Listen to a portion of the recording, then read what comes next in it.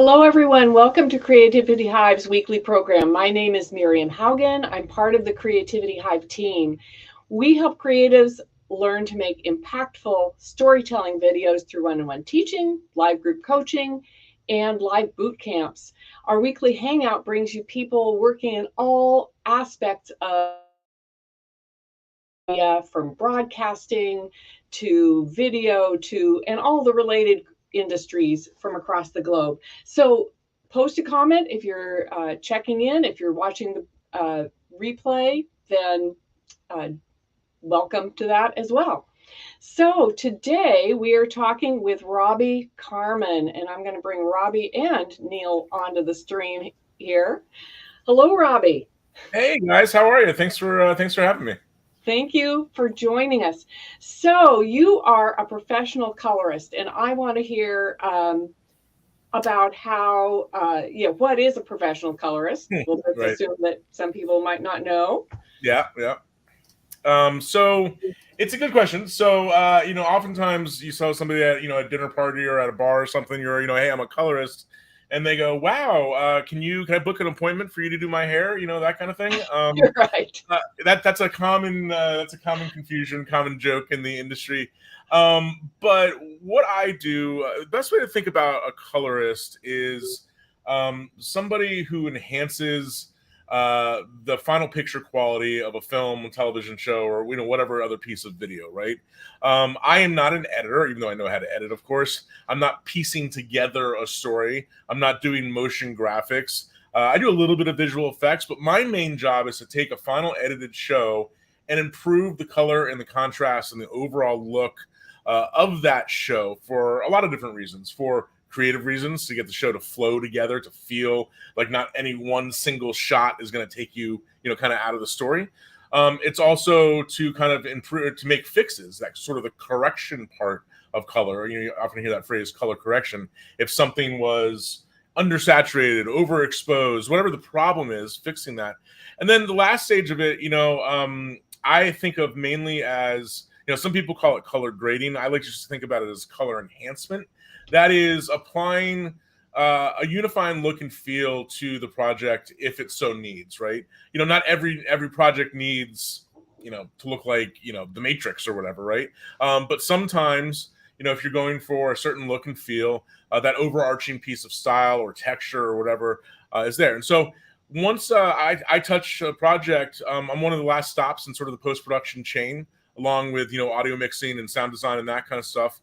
And depending on the project, I'll either put everything together, our team will marry audio, marry graphics, do all the outputs, all that kind of stuff. Or sometimes we work with dedicated finishing editors to do that. But that's basically what a colorist does: improves the overall look and feel, continuity and flow of a project. And it's, when I talk to a lot of people trying to describe it in more detail, I often say it's kind of analogous to what an audio mixer does, right? Sort of sweetening, blending, enhancing, that kind of stuff. They're very similar paths, and so that makes sense to a lot of people because people are oftentimes more familiar with audio side of things than they are color side of things. Awesome. I'm going to bring Mo on here too. Hello, Hey, Mo. Mo. Uh-oh. I don't hear any sound from you, Mo. So we'll let him get that sorted out. All right. So I am curious about your how did you become a colorist? Since a lot of people don't even know that career path exists. I'm still trying to figure that out, Miriam. When I was in, a young lad in, middle school, high school, I had dreams and aspirations of becoming a rock star, like everybody else. Hence my guitars. I have a, right. I have a guitar addiction problem with, 30 odd son of them scattered around the house. Anyway, I originally I had desires to go to school for music performance, guitar performance.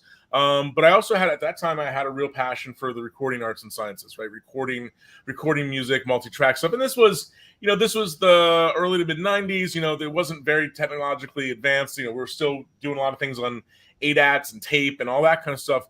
But I loved the uh, the technical part of it for sure. I really geeked out on the gear, right? The equipment and the microphones and all that process. But I also like, kind of the artistry of it, figuring out how to, layer things and record things. And so at first it was just, whatever, me in my basement with a 4-track. And then I started, graduated to bigger bands and, going to real studios and learning from there and, started recording bands of my own. And then when I went to college, I originally went to college for music, as I said, but then kind of slowly migrated over to the recording stuff. And it was during that recording stuff, I remember distinctly, I was recording a band, this friend of mine, and one of the guys walked into the control room and he had, I forget what it was, maybe like a Hi8 camcorder, like, tape little bass camcorder. He's like, "Hey man, we're going to make a music video. Do you know how to use this camera?" And I'm like, "No, not really. But we'll have some fun with it." Right. And, the one thing led to another. And then like, they were like, "Well, could you like edit the different takes together?" And so slowly but surely I started to learn that. And eventually, by midway through my collegiate career, I had transferred kind of my focus over from music. I still graduated with a music minor and all that kind of stuff, but I transferred over to what the program was called the School of Media Arts and Design, doing more video kind of stuff. And this was the early days. This was like Video Toaster, Media 100, the early days of the Avid, that kind of stuff. But that really kind of got me down that path. And then, after college, I went to go work for some larger facilities. And this was, the heydays of the Avid, so really banging hard on the Avid, but also linear tape rooms. You guys, I don't know if you guys are familiar with big, huge control rooms with, 20 decks in them, and you're controlling them all with a, linear tape switch, complicated, big, heavy iron stuff. And I really I will say for a lot of people listening to this, linear tape means this was when you actually literally had tape. Tape had replaced film. And it was cool in that you could use it again, but this is like you had tape that was like an inch wide or something like that. Oh, there reel to reel. It was the format wars in those days, right? Everything from, as you said, 1 inch and 3/4 to Betacam SP, Beta. Later on HD Cam. There was some original big digital formats like D1 and D2. I mean, yeah, it was the tape format days. But that okay, question: Did you have to like get out the scissors and cut this tape? No. I mean, to really super simplify it, right? In these big, linear rooms, what you would have is you'd have source decks, right? Where you'd have, your various camera sources that you popped in. So somebody would go, "Hey, we need tape, 1B, 1C, and 3D. Go throw those in the deck." And you're going, "Hey, I'm going to take in and out of this tape. And I'm going to take in and out of this tape, whatever." And you're controlling this all through a big, control panel through a switcher. And then on the other side of that, you have your record deck. So you're making decisions about where you want to go in and out, taking those takes, and then, lack of a better term, printing them over to those record decks, right? And in between, there was lots of complicated things that you could do in between that, dissolves and titling and texting. And these rooms, they often took multiple people to run. When you first graduate college, you're not going to sit there in front of this multi-million-dollar system, right? So you're often at that time, the role at the time was called an E2 or an assistant editor. You're basically responsible for making sure that the editor's job goes the way it was supposed to go, and the client's happy, and everybody has coffee, and all those kind of things.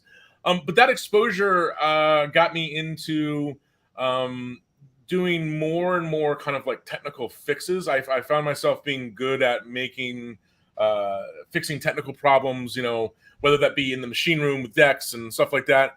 And, that led on to eventually later me doing some more technical VFX color work in some of the early systems, the Avids and some of the other systems that were there, Quantel boxes. And then I really just got trusted by a few clients to, "Hey, can you make that shot look better?" And back then, it was very simple tools, very basic curves, very basic 3-way color correctors. And right around this time was right on the time that Final Cut Pro came out, right around 2000 or somewhere around there, 2001. Forget exactly when.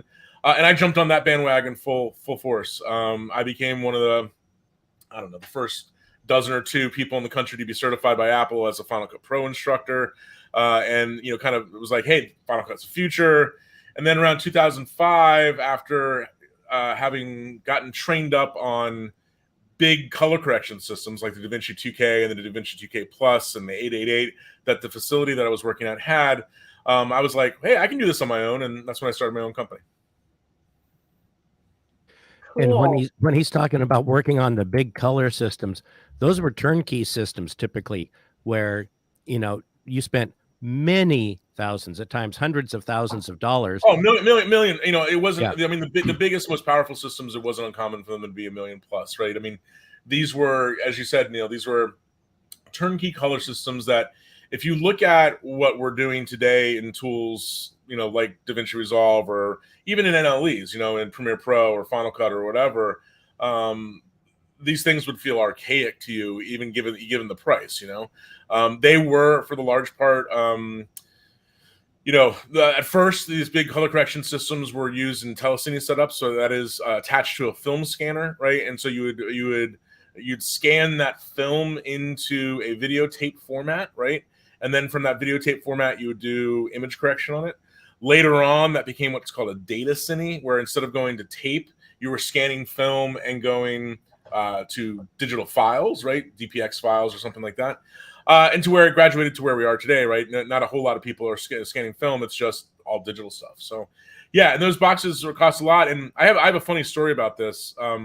After getting trained up on some of these classic DaVinci systems, I was like, well, I can't afford, when I'm going on my own, to buy, $500,000, $1 million. I mean, granted, at the time I was 26 or 27 or whatever. Like, I can't do that. Mom and dad are not going to lend me that much money, So I did identify, there was this application at the time called Silicon Color. The company was called Silicon Color, and the application was called Final Touch. And it was super affordable at the low price of $25,000, right? And so I pinched the pennies together, took some loans out, borrowed and stealed, and I bought Final Touch 2K for $25,000-ish, right? And all was great for like 2 months with it.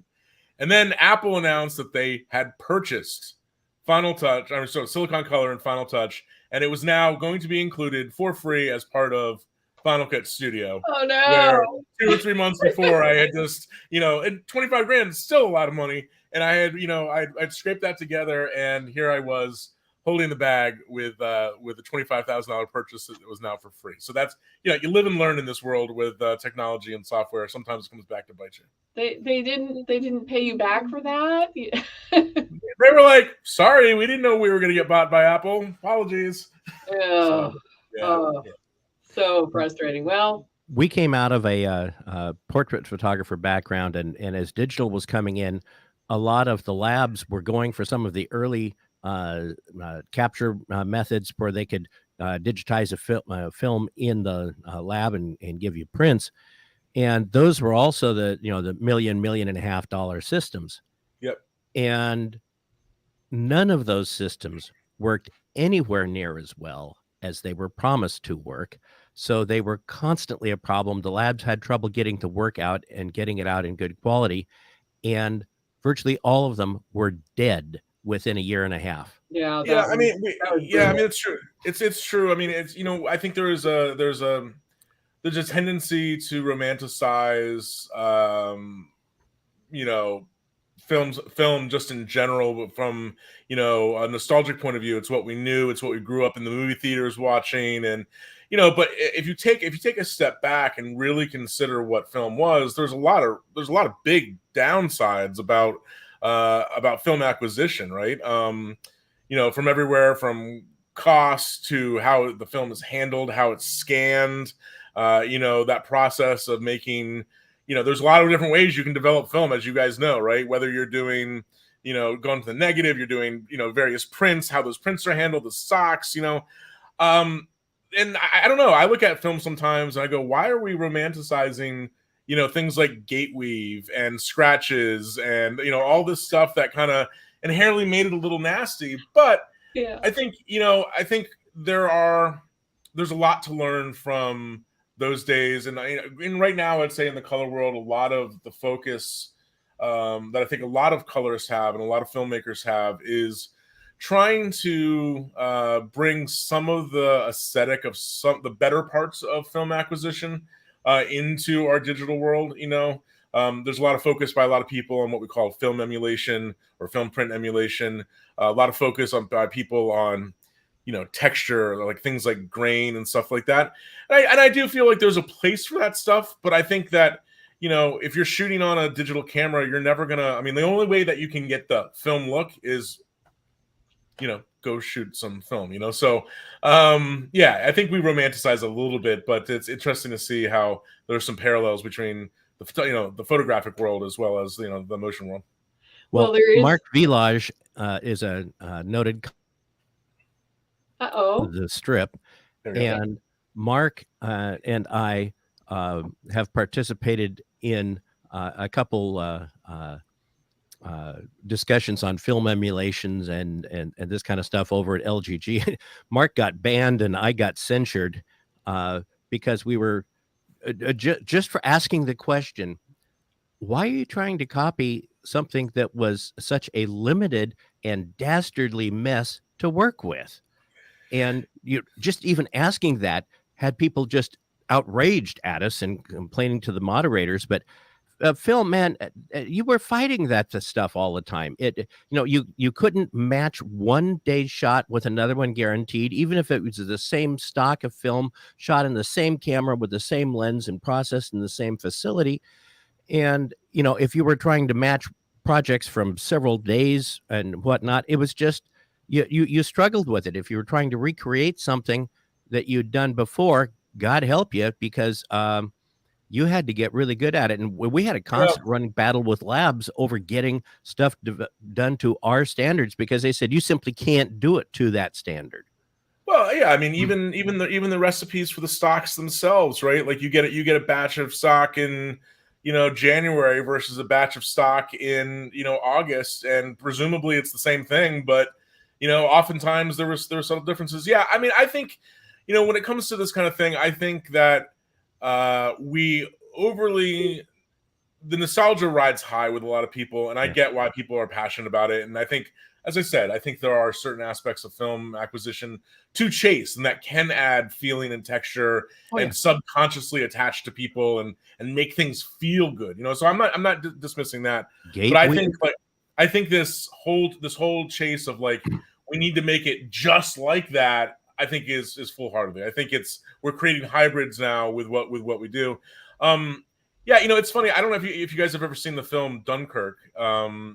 Christopher Nolan film, right? And it was graded by noted colorist Walter Volpato, who's a hero of mine and many others. And I love Nolan films. I love Walter's work, but I watched that film and I was just like, it's all shot in various flavors of IMAX and 35 and all sorts of 70 mil, all film. And I was like watching a scene down. I'm like, nothing matches in this scene. Right? Like nothing, like it's like all different. And like it took you out of the story. And I'm just like, that was the first time I ever felt that like, are people chasing this just because it's like this nostalgic thing to do and it feels right? Because it's certainly not adding like, I don't know, continuity to the show. It's like this shot's this and that, so I don't know. I think to each their own. And I think there's a lot of interesting processes that a lot of people are doing now in this regard. Very expensive, very technical, very scientific processes, like what's the film? Like, Dune, for example, right? Shooting digital and going back out to film and then rescanning that film back in, and there's a lot of people doing processes like that. I think for us mere mortals, working on, regular TV shows and, lower budget films, I wouldn't get obsessed about it. I would just say, figure out the characteristics that you like about films that you like. Try to emulate those, and really all that matters at the end of the day is, hey, your clients give you the thumbs up, and everybody's happy with it. Walter Volpato was on a like a 2.5 or 3 hour teaching thing here on FMC a year ago, and as the moderator put it, he kind of fried their comments channel at one point when he was saying that as to what he did for grain. Well, he said, now, if you're pointed out very correctly, if you're trying to technically imitate film grain, you have a different grain structure in the shadows versus the highlights versus the midtones. And depending upon what print film it's been on and any intermediate films it's been on, and then what your release films have been on, then you have some further changes there. And so it's really kind of a moving target to emulate.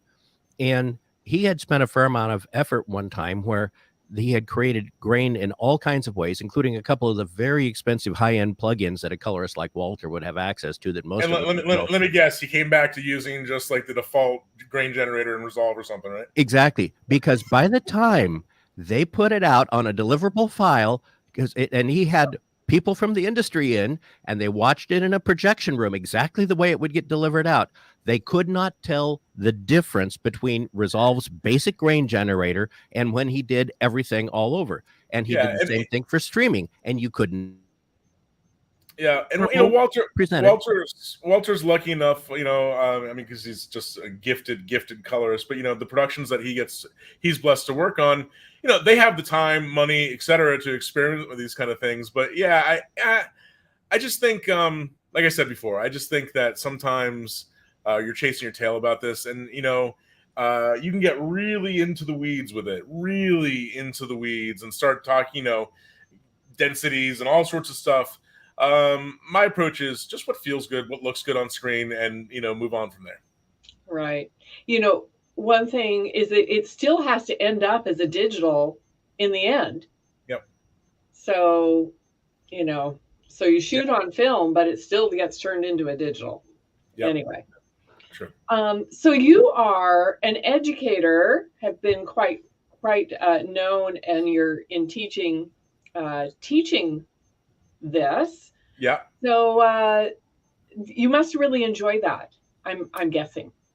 Yeah, there's a teaching streak in my family, and I was always, if you went back and asked my folks, what I see it now in my son's 8 years old, right? And he, now there's, he has 100 different cameras at his, disposal, right, to record, and he's sitting there, making videos about how to put, Legos together and how to do this.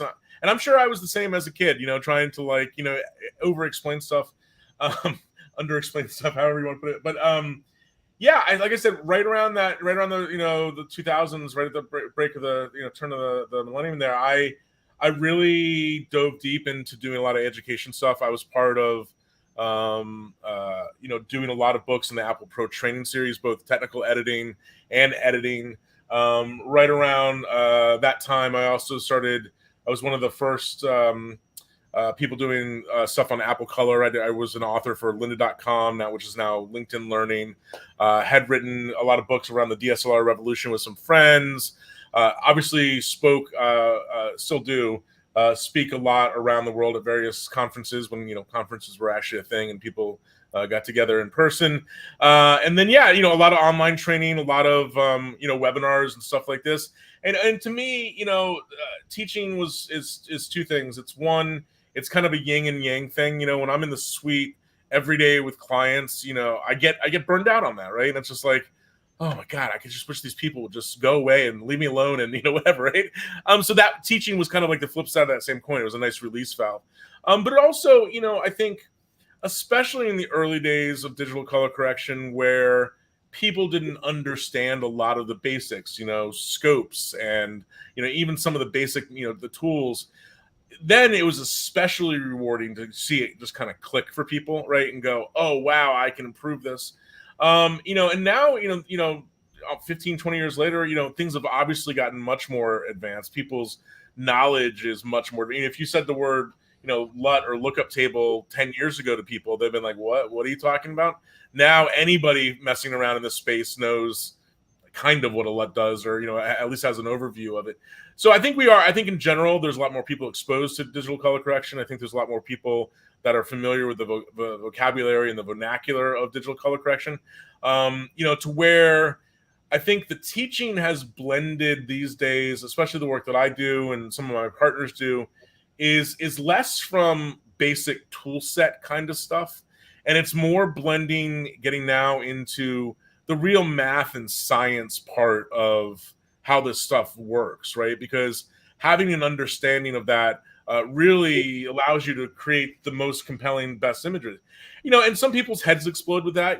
There's Neil's familiar, I'm sure, with a mutual friend of ours, this guy Cullen Kelly, who's a real gifted colorist, real gifted image scientist, and he has a really good ability to kind of make that really high end math and science stuff approachable. But some people's heads can't even get there. Some people, I'm sure you guys know people like this in the photography world, right? You're like, how can you take compelling pictures? You don't even know how your camera works, right? There's a lot of people. There are those people in the motion world too that are, they're artists, right? They don't care about the ones and zeros. They just want to paint on screen. So I find those two camps kind of where we are these days. But I'm leaning towards that person that's getting into the math and science part of it. I think that's especially as we get into, I'm sure we'll talk about this in a little bit, but as we get into really multi-mediated deliveries, going from theatrical to TV to streaming to, SDR, HDR, having some understanding of that is important. But anyway, that's a round-winded way of saying, yes, education is something that's always been important to me, and I do love seeing that, and more so, I would say, Miriam, that one of the things that teaching has really done for me over the years is that sense of community, right? And that sense of kind of, I know that if I can share a little bit of knowledge, or somebody else shares a little bit of knowledge with me, there's a little bit of a bond that's created there, right? And and that kind of thing, you do that over hundreds of thousands of times, you do start to feel like you're part of a broader community. And I look back over the past 20 years really fondly with that kind of stuff, because there's a lot of people who I've only interacted with because whatever, I've recorded a video about something, or I've only, or vice versa, I've gone to a conference and sat in on a session and I'm like, I didn't know how to do that. That's really cool. So yeah, I think education is a real important part of what I do and what we all do. And I think you guys know this, looking out there in the world, there's a lot of educators out there now, and I think it's the one downside of the education stuff is that anybody with a microphone, a camera, and a YouTube account can put stuff out there. And I think I would just urge people to really be careful about some of the things that you follow, because there's a lot of stuff out there that just I would stay away from, Right. But there's also a lot of really brilliant stuff too. Yeah, Well, I those teachers. first met Robbie through being involved with some testing of software kind of thing, shall we say, that one doesn't talk about.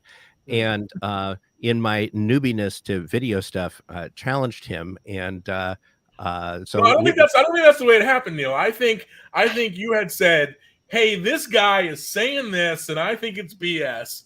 And then you didn't realize I was in the same forum, and I was like, "Hey, exactly, Neil, that's me."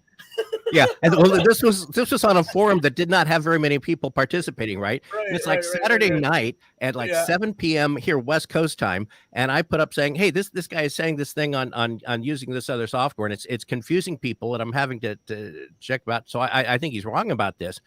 And 30 seconds later, another post appears on this forum, which could go 2 days without a post, right? With someone saying the equivalent of if you were in a live greeting in a crowd, it'd be like you were saying that, and the guy next to you goes, just over your right shoulder. We got it sorted out. It was a matter of semantics. I was saying it one way, you were saying another way, but we were saying the same thing. So that was right before, just in the days before, Patrick Palmer had invited me to show up at NAB, which prior to that I hadn't his email. I didn't even know what it was. Right. So I was down there. NAB is this huge, more than 100,000 people attending conference in Vegas that is 5 days of teaching and a huge trade show with everything you can think of, from all the audio gear, the video gear. And when they talk about drones, they don't mean like the little quadcopter. Someone was pointing out, when you talk about a drone, you mean like that one up there. And of course, what he's pointing at is one of these 40-foot long things with a 60-foot wingspan, right? Basically a helicopter, yeah. Yeah. And so I got a chance, though, to see Robbie both teaching in what's called post-production world, or PPW, where he'd be up in a room with 150 to 300 people, and Robbie's got an hour and a half to teach color. And then I also got to see him teaching at Adobe's Max, and Robbie live teaching something like that, no matter whether he is teaching to absolute newbies on how to get started in thinking about color at something like Adobe Max, or he's at PPW, where most everybody in the room is a colorist or has been doing editing for some time and is now assigned, you got to learn how to do color here for our shop. So they all have quite a bit of knowledge. And it didn't make any difference whether he was teaching to a very experienced group or a very newbie group. He was clearly adapting what he was doing on the fly to fit that crowd. And I was incredibly impressed with that. That is rare in a teacher. You're making me blush. You're making me blush, Neil. No, I appreciate that. And I will also share that during those Adobe Max sessions, those years that I was doing that quite a bit, Neil was often a huge help for me personally by being a teaching assistant in the room. And honestly, to this day, especially when it comes to Premiere Pro workflow stuff, and Neil will probably play bashful on this, but Neil has been my go-to support channel, if you will, for all things Premiere Pro and Premiere Color related. So right back at you, Neil. Thank you for your support and those kind words, and thanks for helping me out from time to time on problems that I have in Premiere. Awesome. Hey, I just found there's a way to get speed grade, the last speed grade loaded up on a at least on a Win 10 machine. No thanks. No thanks. I did that the other day. It just was playing around with it, and hot damn, I missed that. Yeah. 9-way color on that thing was so easy and quick. Didn't need secondaries for most of the stuff I would need and everything. It was just so fast and easy to use, and I just go. I never really gronked that application as much as I'd hoped to. It's without sounding derogatory, it was just very German, right? Very like even just like the wording of stuff, and it's just like, I don't know. I just found the UI and a lot of the bits hard to follow, but maybe that was just me. I don't know. Well, yeah, the UI was weird and strange and everything, but once you actually got sorted out what it was doing with like the 9-way it was direction and everything, man, you could do stuff so freaking fast with a tangent elements panel and that stuff that it was just it was amazing. It's stuff that I struggle with still, trying to get the same kind of thing in Resolve, even though Resolve has a vastly more capable tool set to it. What's funny about SpeedGrade, and maybe I have just PTSD from it, is that right when Adobe announced that they had purchased SpeedGrade or Iridas, and it was an NAB, they were like going to show off like a kind of like a basically packaged Adobe version of it, right? And they never really did fully skin that into Adobe land, but some friends at Adobe were like, hey, can you come maybe just do some booth duty and talk a little bit about SpeedGrade and color? And I'm not, I'm kidding you, I'm not on the booth for more than like 3 minutes when this like gang of people come over, and I think they were like, there were some from like some big state sponsored like television network. I think it was like in Hungary or Croatia or something like that, right? So there was a little bit of a language thing, but then they were like, oh yeah, and this is, I don't know, when I don't even know when SpeedGrade would have been, what, 2010, something like that. I don't know.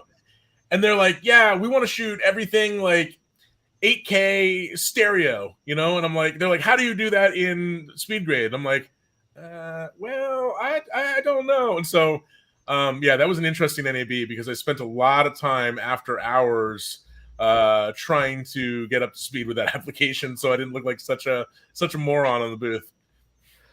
Well, that was one of its capabilities, was it could work with stereo, and that was fairly early on in the stereo. It really was. It was actually one of the best applications out there for doing stereo work at the time. But Lumetri that they came up with under Al Mooney there for Premiere was just not the equivalent of having SpeedGrade available. But well.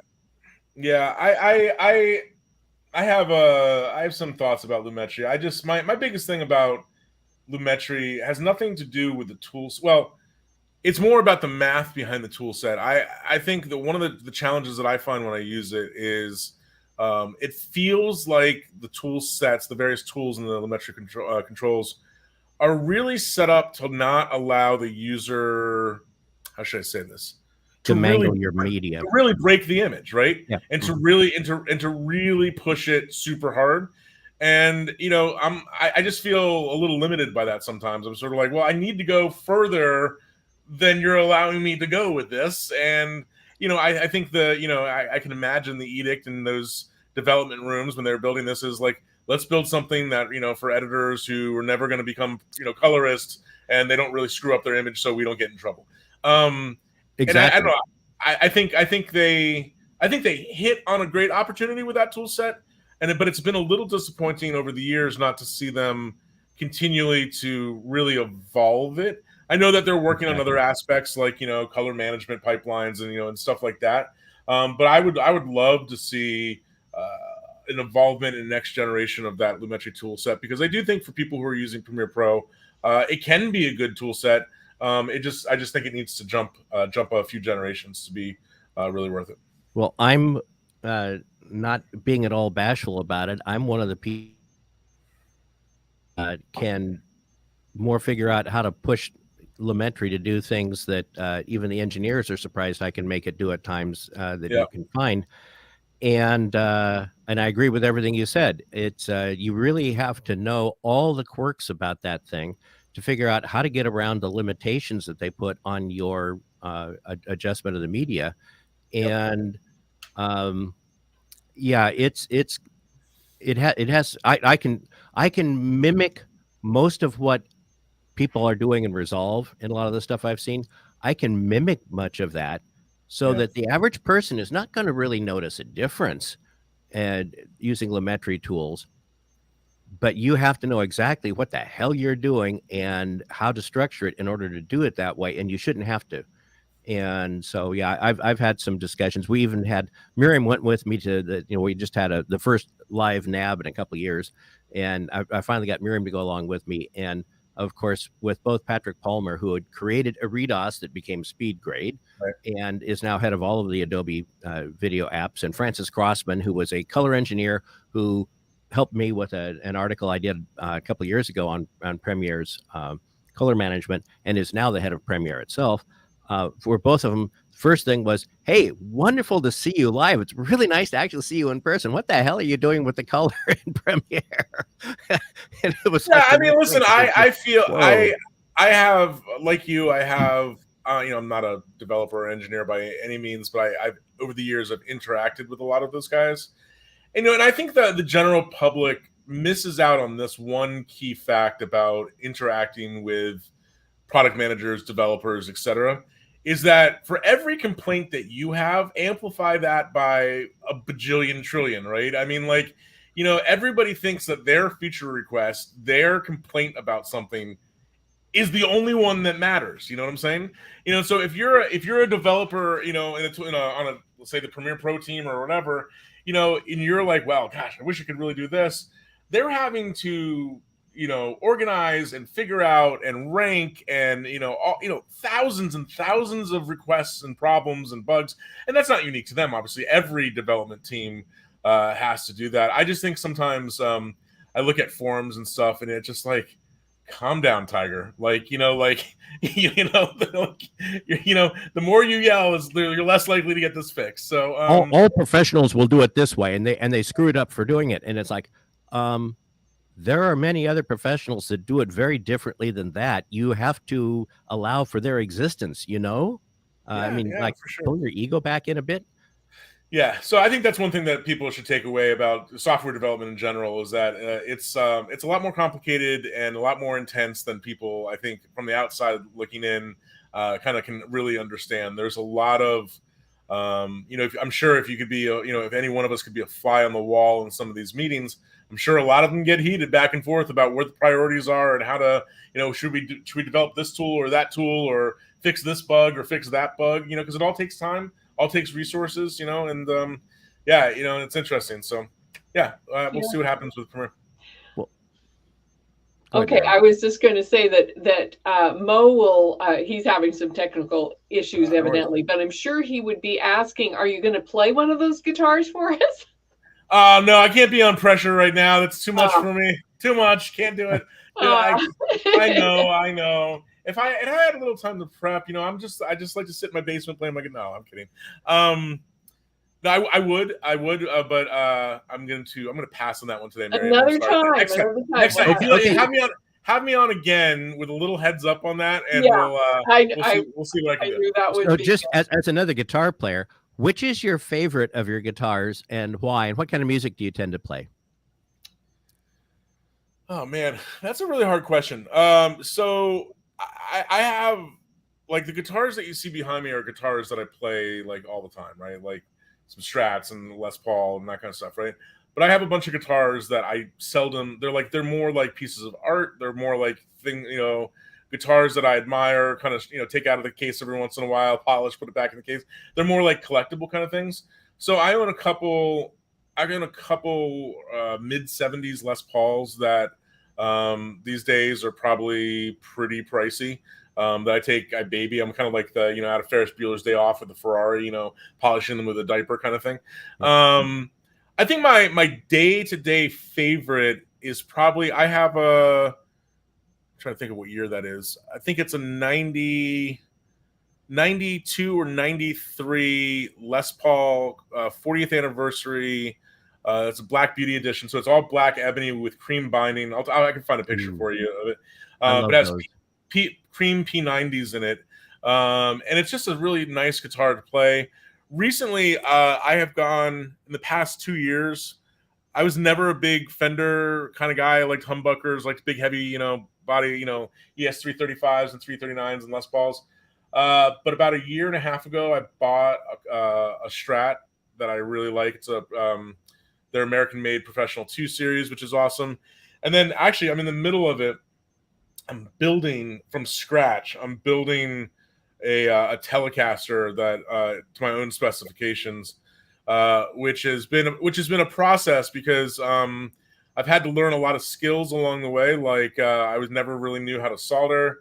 Learning soldering skills. I've been learning various electronics bits, but yeah, my wife I think wants that project to be done because there's guitar parts for that project spread out like on every floor of our house. So I'm almost done with it. I got all the electronics installed this weekend.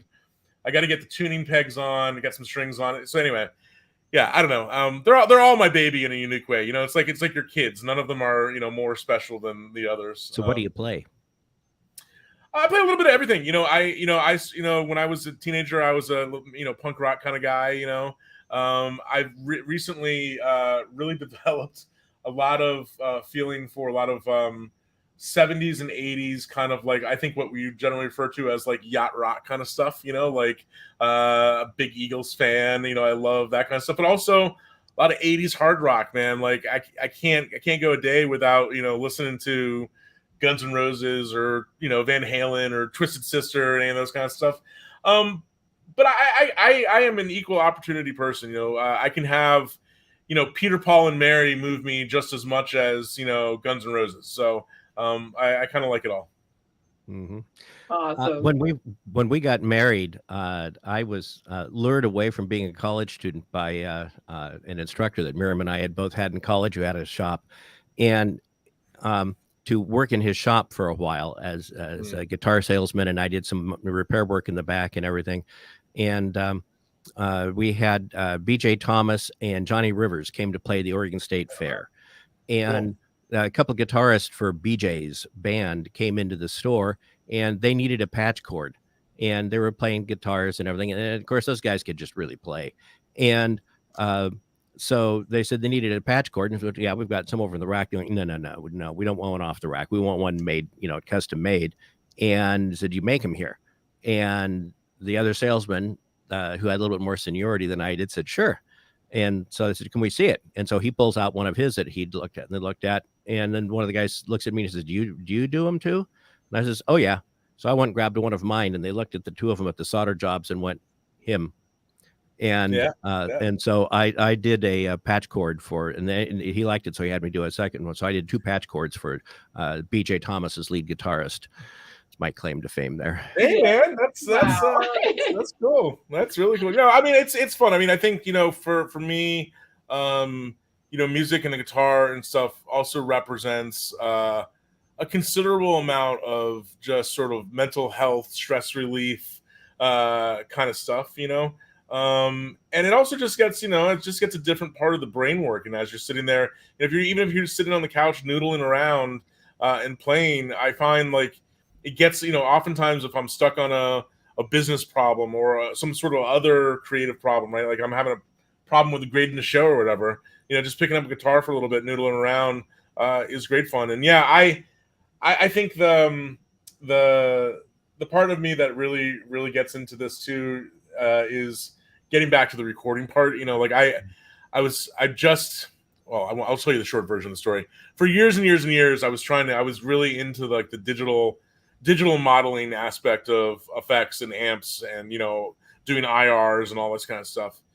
And I don't know, like a year ago, it just hit me. I'm like, this is really stupid. Like I had a lot more fun and was making a lot more music back in, you know, my teenage years when I had, you know, a distortion pedal, a reverb pedal, and like an amp, you know, and I was mic, you know, and so I made a real big effort the past year to go back, analog, old school, built a big new pedal board that, you know, I have a lot more money than I had back then, so I have fancier pedals, right? But and I sold all of my fancy modeling stuff and all that jazz, and going back analog, and it's pretty cool. Very fun. Well, that's a great way to end the show, I think, here. And we are so glad that you joined us, Robbie. Yeah, thank you guys. I really appreciate it. And like I said, I'm really keen on watching some future episodes of your show. This is a great service that I think you're doing for people just to, you know, kind of learn about different people in different parts of the, you know, the creative industry. Awesome. So kudos to you guys for sure. Well, and one of the things we'll need to get on another time is like what, you know, we've talked outside the show, is for people that are thinking that they just want to get into HDR, and how crazy and odd and difficult it can be at times to try and get HDR functional between the camera, between your editing software and uploads. So yeah, we should totally do that. My not to toot my own horn, but that is a passion of mine and something that I'm pretty good at. My partner Joey Deanna and I have, you know, we've been trusted by groups like Dolby to do, you know, training for this kind of thing, and we've been teaching people doing more importantly doing HDR programming for a number of years. So yeah, I'd love to talk about that, even, you know, if it's at a high level, because as you know, Neil, I feel passionately that high dynamic range workflows are kind of the future of post-production. You know, they are here, but more and more they're going to be touching everybody in post-production, not just the, you know, middle to high end. So yeah, love to talk about it. Let me know when you want to do that. And for anyone listening, Joey and Robbie here, if you go to Dolby Labs site and you look at any of their training for how to use Dolby Vision, which is the ultimate quality HDR for professional use at this time, you're going to see 2 people on camera, and that's Robbie and his pal and partner Joey. So yes, he does know this stuff. Yeah, awesome. Well, say goodbye, everybody. All right, guys, thanks for having me. I appreciate it.